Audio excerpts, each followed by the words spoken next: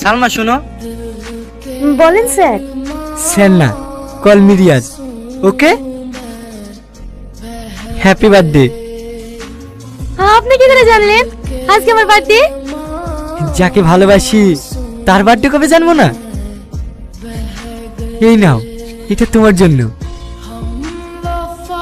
Mobile? এত দামি gift আমার জন্য?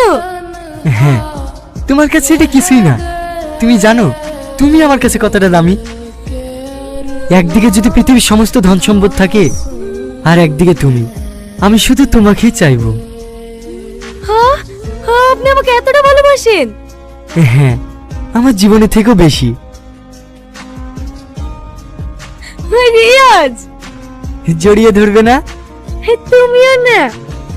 আরে আরে, এখানে না, কালকে রেস্টুরেন্টে দেখা করব। ঠিক আছে। বাইরে গিয়ে দাঁড়াও, আমি বাইক নিয়ে আসছি।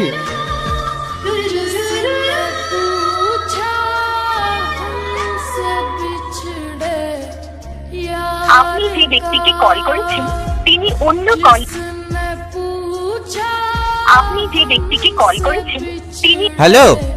হ্যাঁ বলো। এতবার করে ফোন করছি, ফোন তুলছো না। কোথায় ফোন করছিলা? ওই বোন ফোন করেছিল। বোনের সাথে এতক্ষণ ধরে কথা বলছিলা? হ্যাঁ, তুমি আমাকে সন্দেহ করছো? না না, এমনি জিজ্ঞেস করলাম। মাঝে মাঝে ফোন করলে ব্যস্ত বলে তো, তাই। ও, তার মানে তো বলতে চাইছো তোমাকে তো আমি প্রেম করে বেড়াচ্ছি, তাই তো? না না, তুমি আমার উপর ফালতু ফালতু রাগ করছো। আমি ওইভাবে বলিনি। আমি খুব ভালো করে বুঝতে পেরেছি তুমি কিভাবে বলিছো। তুমি আমাকে একটু বিশ্বাস করো না। এইসব তুমি কি বলছো? আমি তোমাকে ভালোবেসে বিয়ে করেছি। তোমাকে বিশ্বাস করবো তো কাকা বিশ্বাস করবো? ঠিক আছে লোক, ঠিক আছে, তুমি সারাদিন ব্যস্ত থাকো, তাও তোমাকে কিচ্ছু বলবো না। ও, তার মানে তুমি কি বলতে চাইছো আমি সারাদিন লোকে ফোন করে বেড়াই, তাই তো? দেখিছো, আবার তুমি আমাকে ভুল বলছো। সরি জান, সরি, আমারই ভুল হয়েছে। রাগ করো না প্লিজ। ঠিক আছে।